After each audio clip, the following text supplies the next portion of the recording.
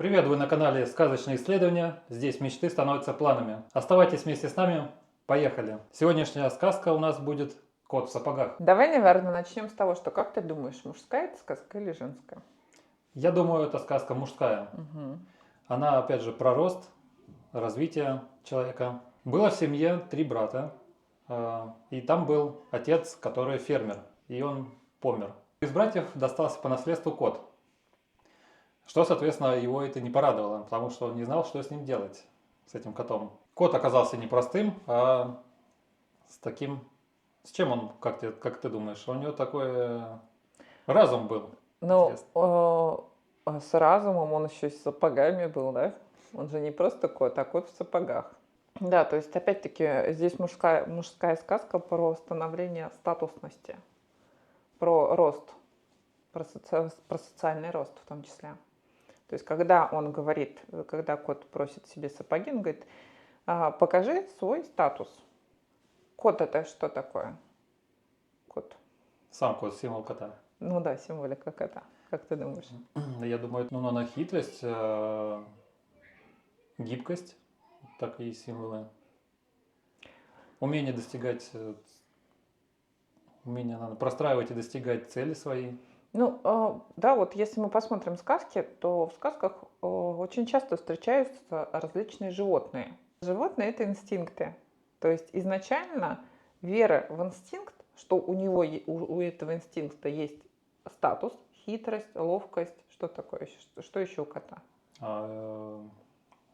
Да, ты сказал, вот ловкость и еще такая, Вообще у кота, у кота как животное, что еще есть? ну, гибкость. Свободолюбие.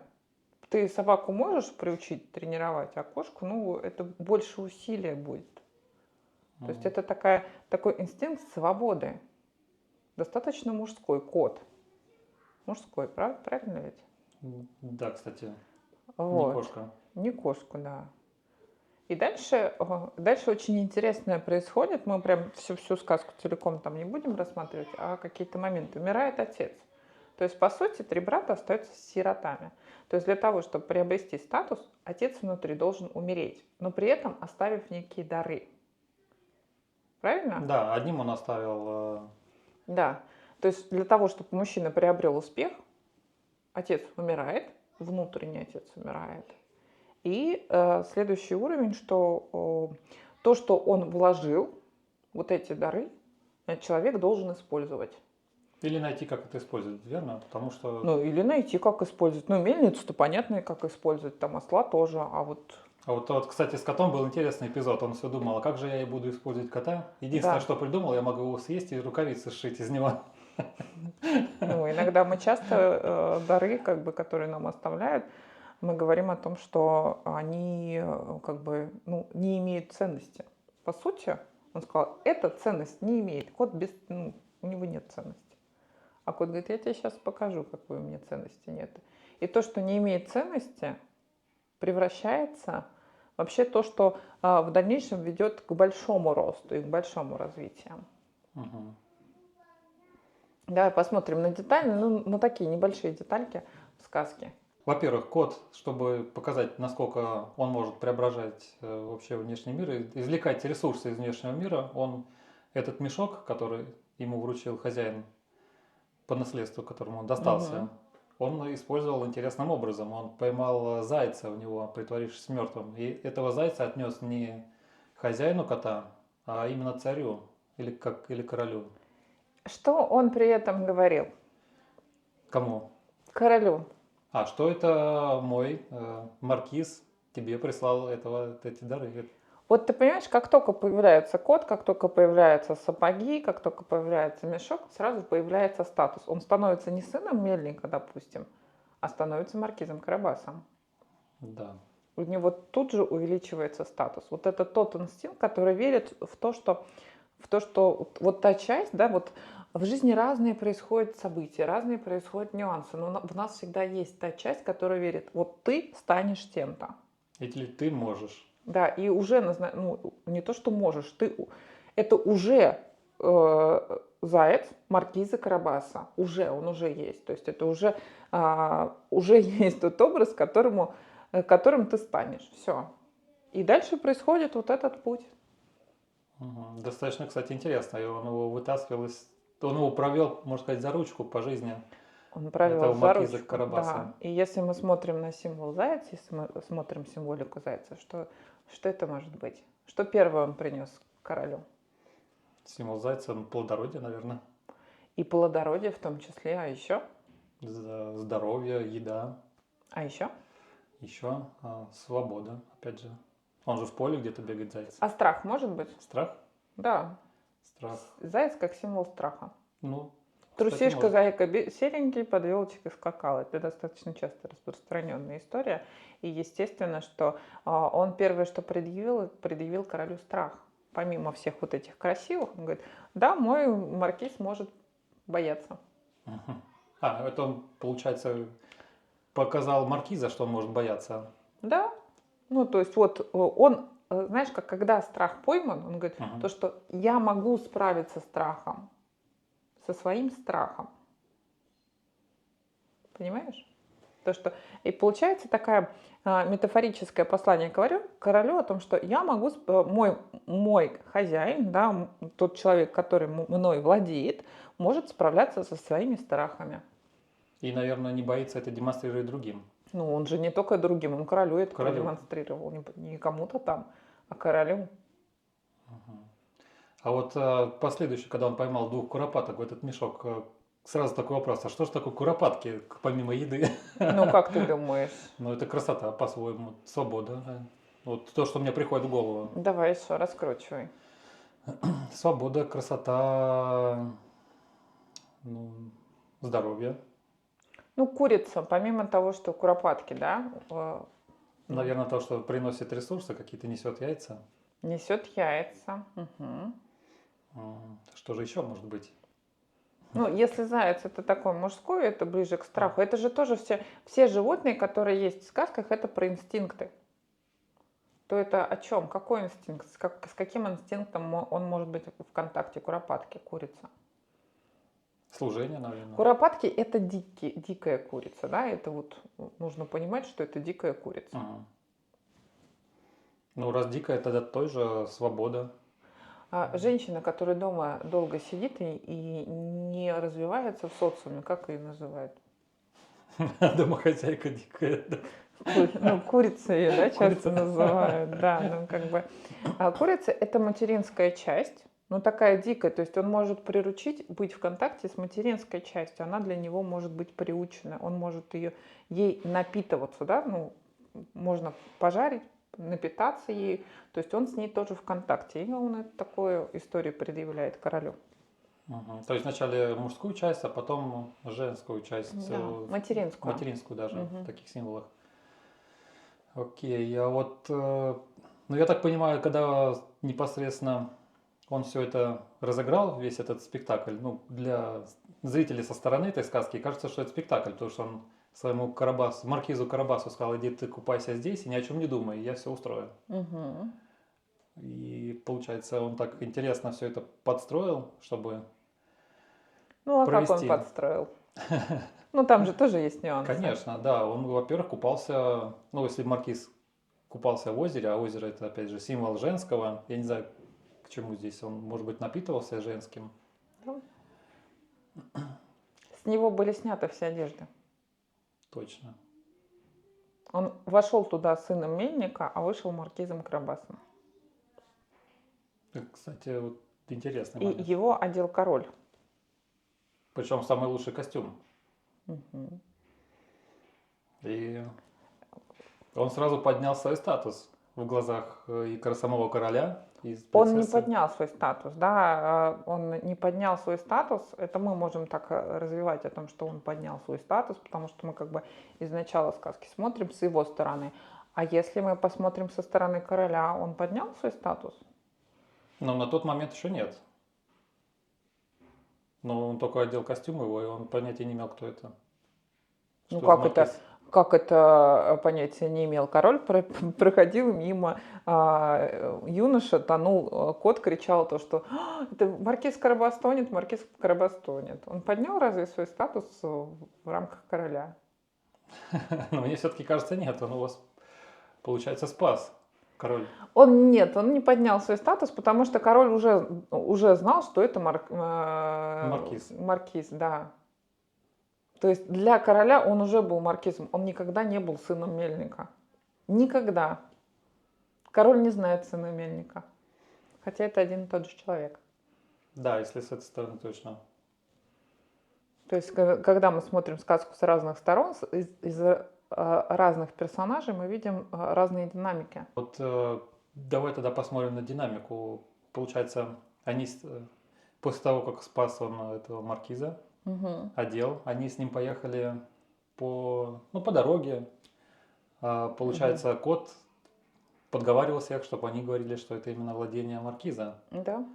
Для того, вот здесь, я так понимаю, поднимается непосредственно статус все выше и выше самого маркиза. Потому что королю показано и вот его владение, Вот смотри. вот его луга. Вот смотри. Если посмотреть психологический процесс, есть очень много различных инструментов. Ну, карта желаний. Вот навешал разных картиночек. Оно твое? Только мысленно. Не твое. Физически еще нету. Этими всеми историями владеют другие люди. Но когда ты себе вешаешь картинку, ты говоришь, это мое.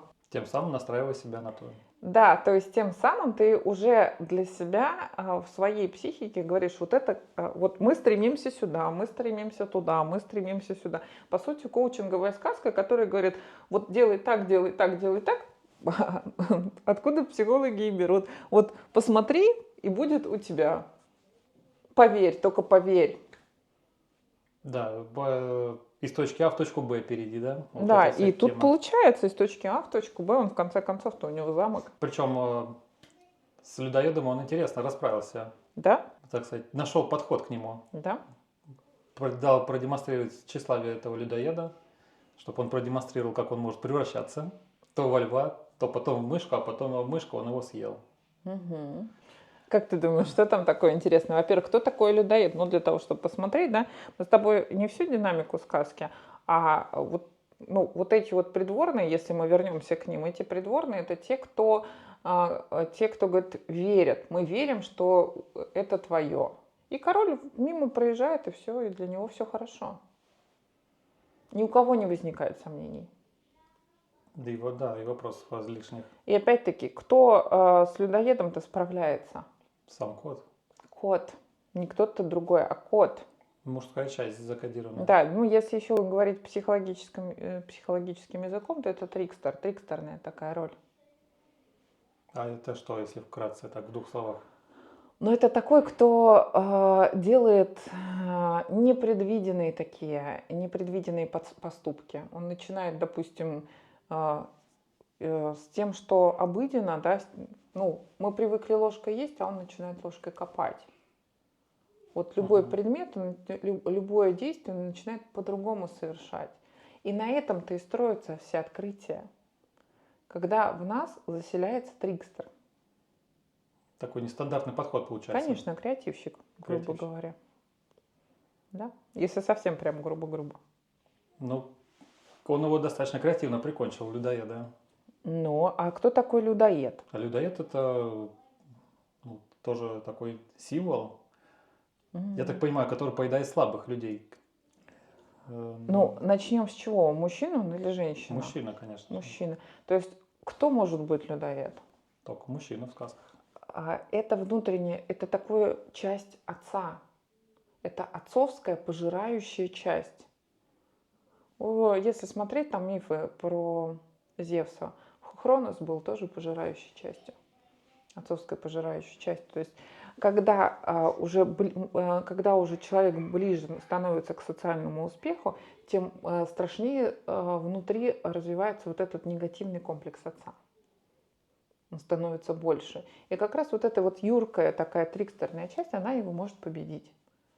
И она его побеждает, не сражаясь с ним. Заметь, интересная динамика в сказках. С Кощеем никто не сражался. С людоедом никто не сражается. Джек и бобовое зернышко, там тоже никто не сражается. Их достаточно как-то креативно всех обходят, Да, побеждают. всегда по-другому, здесь по-другому идет разворот. А вот с драконами сражаются, а с драконами обрубают. И это о чем нам говорит? Что с материнской частью важно обрубить, пуповину отрезать.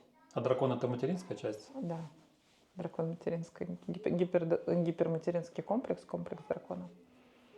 Вот. А с отцовскую можно обхитрить, как-то по-другому, но не убивая. Коровушку-то тоже убили. Крошечки, хаврошечки-то. Да, по ссылке в подсказке можете прийти посмотреть. Просто это у материнской через трансформация происходит по-другому. А здесь съели, здесь поглотили, вовнутрь впустили мышкой.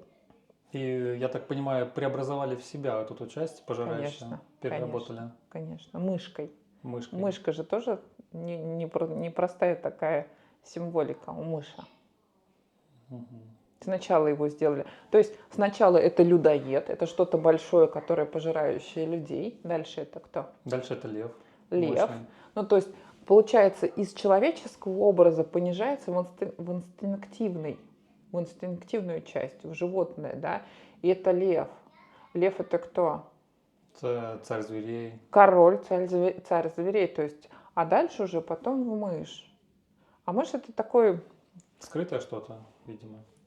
Ну, это такой интересный образ, который всегда между мирами. У мыши он такой достаточно тонкий образ, потому что где появляется мышка, тут же начинается преобразование, да. Там в репке благодаря мышке выдернули яйцо золотое, мышка разбила. Да, она как последний, как сказать, триггер, который... Да, это то, что меняет кардинально. И вот он съел мыши, все, и маркиз подтверждает свой статус.